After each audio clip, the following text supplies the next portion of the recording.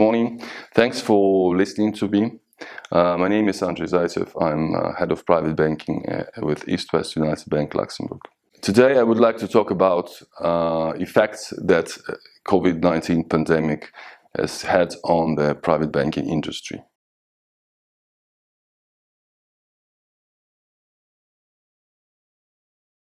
Travel restrictions and personal contact ban have definitely affected the private banking industry across the globe, but I don't think that's the crucial part of it. What I think more important is that the pandemic has accelerated certain fundamental trends and changes that will shape the future of the private banking industry for years to come. Specifically, what I mean is the role of technology in private banking.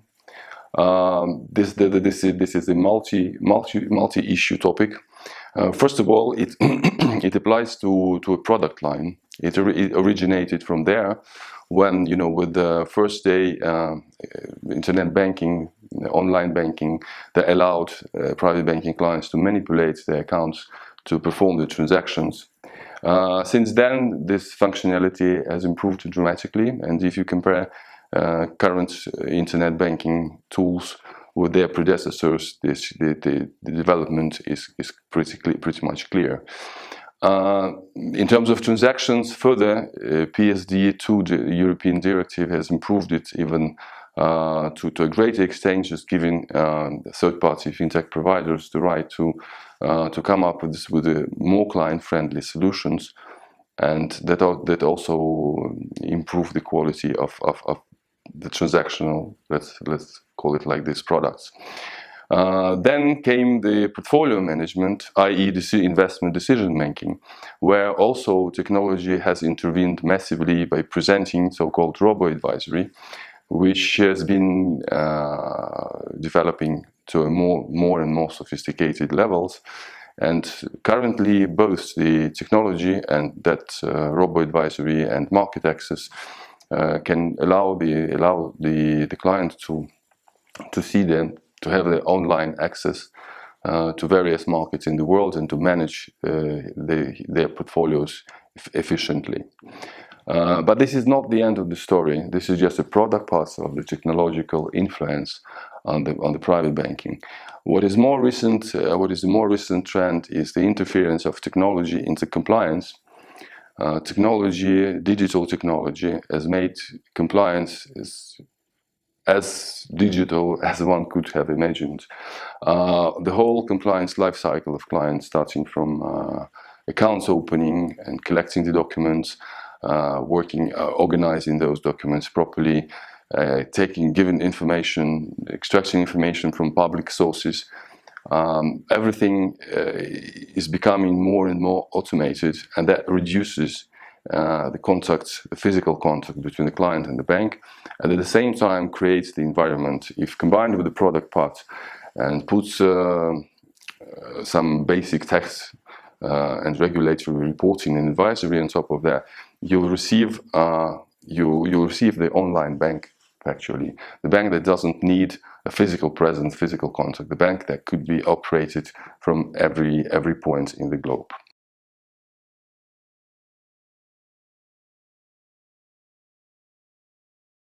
From our experience here this year, I can conclude that Luxembourg, as a financial center, has definitely benefited from the situation, from the pandemic. What we have seen from our clients is a clear tendency to switch from, say, less reliable, more risky jurisdictions to more reliable, to greater stability and reliability, which always in turbulent times goes up in price. What we have seen as a behavioral pattern from our clients is setting up the structure both for wealth management in Luxembourg and also for corporate purposes, moving their holdings from various jurisdictions across the world and even in Europe. From there we can see that the Luxembourg jurisdiction keeps its appeal. It becomes more and more popular, and more clients, specifically clients we are focused on, the clients from our segment, from our regional area of specification, which is Russia and more generally ex-Soviet Union countries. That Luxembourg, for that specific clientele, Luxembourg has become more attractive. They perceive it as a safe haven, and that has been confirmed by their behavior.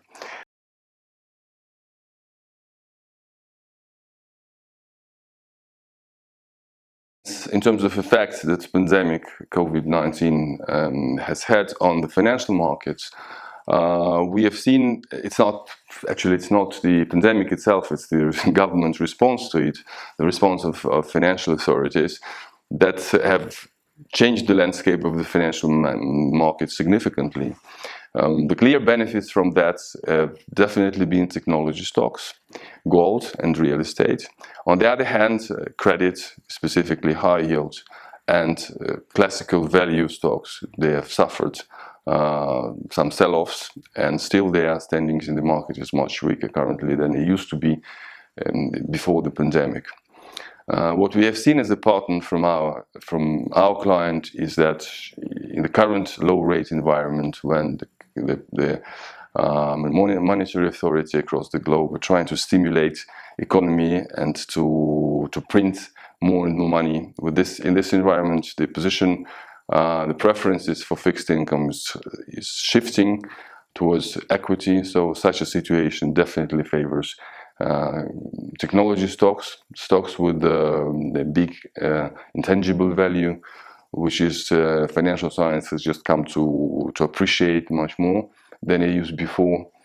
Although our conservative investors, they prefer, in terms of more conservative allocation, they prefer real estate, which has demonstrated a significant growth recently. On the other hand, the value stock, they have kind of falling out of fashion. The top priority for this year, the most popular investment type of investment was or has been IPO to date. If you look at the results of the most popular IPOs, you've seen the massive subscription, and this is where the investment liquidity is currently coming to.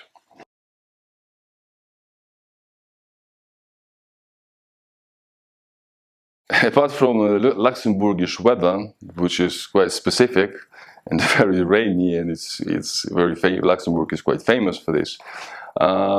This country, this nation, possesses a number of unique features.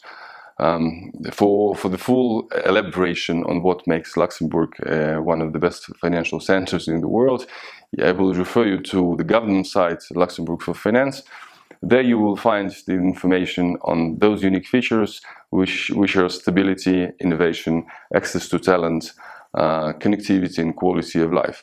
To cut long story short, I think that Luxembourg currently is a combination of a flexible, reliable, stable operating environment that adjusts quite quickly to external changes and benefit from external trends, from technology.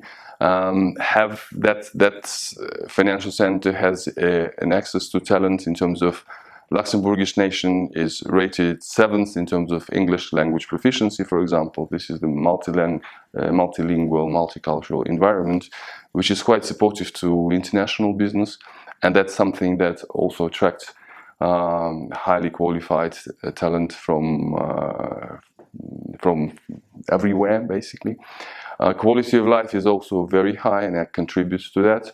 I would say that should this country and this nation, which in its history has reshaped itself, reinvented itself several times from an agricultural country towards steel production, and then towards largest fund hub of the world, now is also trying to say it words in fintech, in various other financial innovations, in space exploration.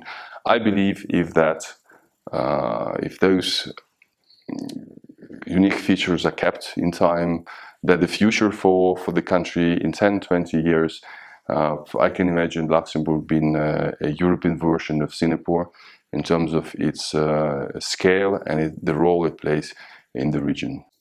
Thank you very much for your attention. Should you have any more questions, I would be happy to answer them via email. Thank you.